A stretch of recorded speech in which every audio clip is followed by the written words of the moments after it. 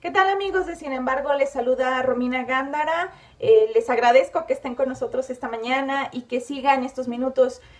en la transmisión en esta recta final de Café y Noticias. En esta ocasión, bueno, pues quiero platicarles acerca de un tema que ha estado ocurriendo esta semana y que tiene bastante inquietas a las víctimas en México, porque se trata de un recorte a los gastos con los que funciona la CEAV, la Comisión Ejecutiva de Atención a Víctimas. Actualmente, hasta este jueves, varios colectivos de familias de desaparecidos hicieron una manifestación afuera de Palacio Nacional para pedir claridad, información y que no se le recorten los recursos a la CEAV o a la dependencia que está encargada de brindar los apoyos y de hacer llegar ese fondo de ayuda que está destinado para las víctimas, poder hacerlo llegar a las víctimas. Entonces, ¿qué pasó esta semana? Trataré de ser un poco breve. Lo que ocurrió esta semana fue que el martes la Comisión Ejecutiva de Atención a Víctimas informó que la Secretaría de Hacienda había congelado los recursos que ellos recibían y que también les estaban pidiendo hacer un recorte del 75% en su gasto operativo. Esto correspondiente al decreto de austeridad que hizo el presidente en abril pasado. Una de las sorpresas para la CEAV es que justamente la CEAV es una institución o es una dependencia que trabaja con derechos humanos, y uno de los apartados que tenía este decreto de austeridad es que no iba a tocar a las dependencias que estuvieran trabajando con los derechos humanos. Sin embargo, bueno, pues desde mayo se había dado a conocer en algunos medios de comunicación que Hacienda había enviado a congelar las cuentas de los apartados, lo que llaman ellos apartados 2000 y 3000. Estos apartados corresponden, en el caso del 2000, a los gastos que hacen por medio de materiales y suministros, y el 3000 a pago de servicios. Más adelante les voy a explicar por qué esto es importante. Entonces, bueno, Hacienda congela estos pagos hasta que las dependencias informen o empiezan a aplicar este recorte presupuestal. Entonces, el martes la CEAV da a conocer esta información y dice que desafortunadamente a ellos, por la forma en la que está constituida, por la forma en la que opera y su administración, pues este recorte les afecta muchísimo más, y hacer un recorte de esta magnitud del 75% implicaría pues al menos liquidar a la mitad del personal, quedarse sin poder pagar la renta. La CEAV no tiene edificios propios, no tiene vehículos propios. El personal, ¿por qué lo recortarían? Bueno, porque ciertamente la mitad, el 50% de su gente está subcontratada, o sea, que contrataron a un despacho y pagan, y esto es como parte de los servicios, pagan para llevar estos servicios de subcontratación. Entonces, bueno, pues pues hay unos problemas ahí administrativos que finalmente les impactó este recorte o esta congelación, y lo que están pidiendo son los recortes. Cuando se da a conocer esta información, cuando se da a conocer que se recortan los recursos y que esto podría impactar a víctimas porque si se quedan sin suficiente personal y sin suficientes inmuebles, pues en dónde, cómo y quiénes atenderían a las víctimas. Sin embargo, las víctimas también estaban confundidas porque también creían que podía ser el recorte, podía impactarles en los recursos que ellos reciben. La comisionada ejecutiva, Mara Gómez, en una entrevista con Sin embargo y con varios medios, aclaró que el fondo, o sea, el dinero que se destina para las víctimas, no se iba a tocar. Este fondo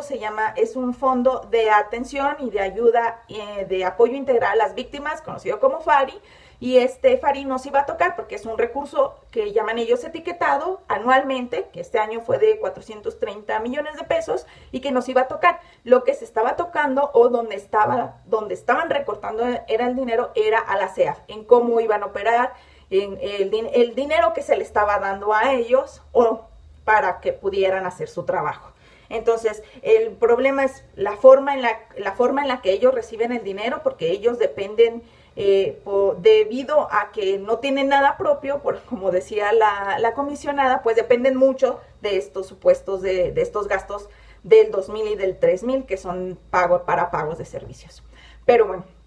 Esto se dio a conocer el martes y el mismo martes, tanto Segov como Hacienda emitieron información y dijeron que no se iban a afectar las víctimas, no se iban a afectar los recursos ni la atención a las víctimas. Eso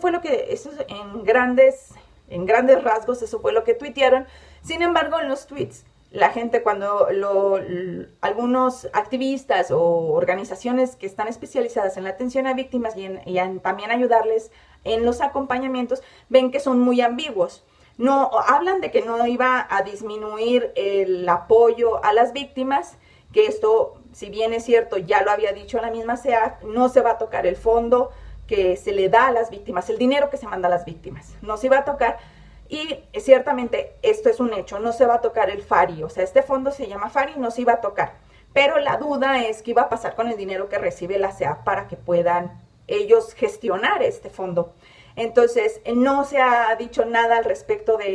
hasta el momento, no se ha precisado exactamente si sí va a haber un recorte al dinero que recibe la CEAF para poder operar, para poder trabajar. Entonces, lo que estaban diciendo las víctimas y algunos activistas es que necesitaban mayor claridad en cuanto a este tema. Ya sabemos que no se va a tocar el dinero de las víctimas, no se iba a tocar el fondo, el FARI, la ayuda, pero pues, ¿qué va a pasar con quienes lo hacen llegar? Entonces, pues se generó bastante confusión, ha sido un periodo de mucha confusión sobre qué va a pasar con la CEAF. Tanto ha sido la confusión que incluso hubo rumores, bueno, no rumores, hay algunas versiones entre algunos colectivos, hay esta versión muy fuerte que incluso una de las que más allá de que pudiera ser un tema burocrático, como parece, de que no se revisó bien por dónde les llegó el dinero y por ahí puede haber alguna falla de término burocrático, de una evidente falta de descoordinación, otros creen que pudiera tratarse también de que el gobierno tuviera la intención de desmantelar la CEAF, de desaparecerla y que sea directamente Segov quien opere y quien gestione estos recursos del FARI. Entonces, lo que dicen algunos activistas es que esto también es muy problemático porque ciertamente la Ley General de Víctimas a quien faculta para gestionar estos recursos, pues es a la CEAF, y si Segov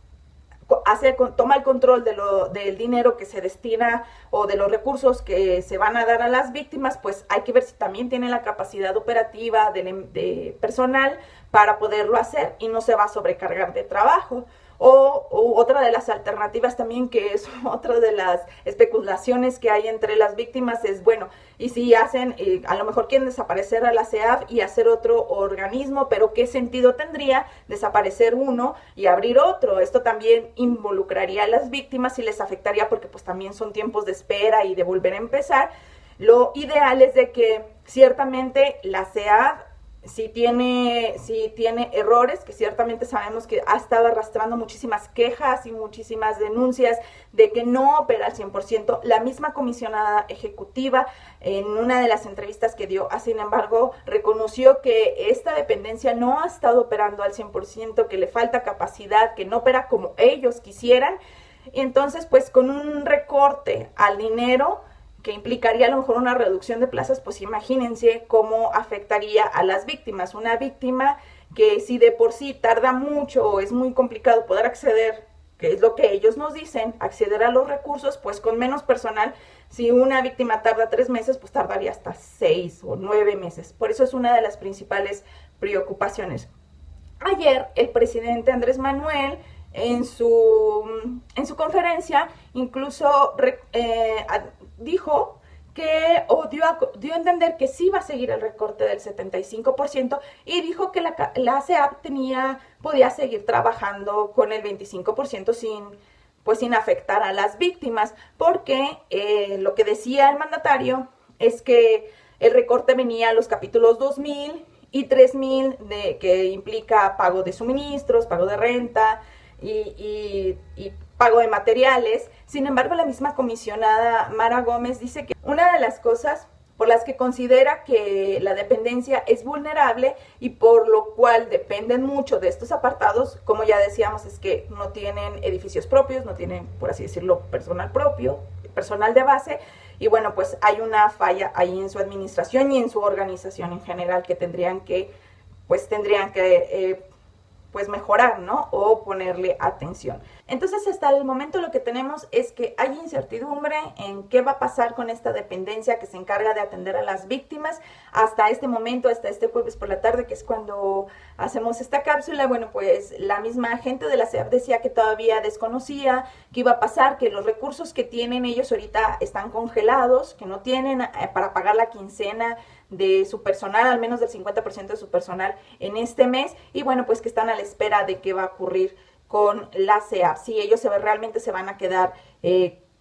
con con el recurso nada más de un 25%, o si sí les van a ampliar, o si les van a ampliar el recurso, se van a cambiar los métodos por los que les llegue el presupuesto. El punto es, y lo que le interesa a las víctimas, es que no se vaya a reducir la capacidad para atenderlos, tanto operativa como de recursos humanos. Y bueno, pues esto es todo. Esperamos que la información les haya sido de utilidad y les agradezco que nos hayan seguido en estos minutos y los invito para que sigan con la información en Sin embargo MX y les deseo que tengan un excelente fin de semana.